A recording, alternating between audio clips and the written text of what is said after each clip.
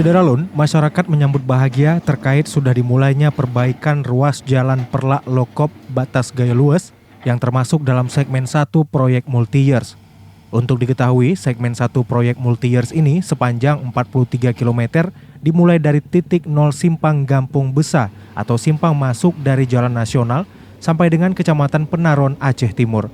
Informasi yang diperoleh serambinews.com, perbaikan segmen 1 ini dimulai sejak pertengahan Desember 2021 lalu yang dikerjakan oleh PT Subota.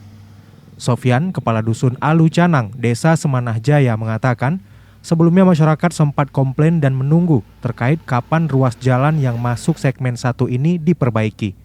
Tapi pasca banjir surut awal Januari lalu, alat berat langsung masuk dan mulai bekerja, sehingga warga pun menyambut bahagia melihat proses perbaikan sudah berjalan.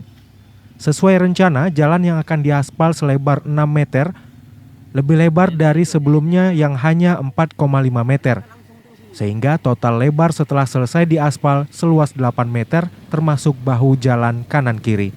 Bagaimana tanggapan masyarakat sudah diperbaikinya jalan ini Pak, yang sebelumnya kondisinya rusak Pak? Ya, alhamdulillah saat ini kita pemerintah sudah memperbaiki jalan dari keadaan rusak.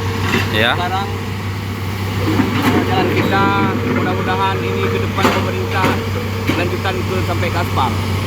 Sambutan masyarakat bagaimana Pak? Ya alhamdulillah senang sekali. Sangat senang Pak ya? Ya. Oke Pak, terima kasih Pak.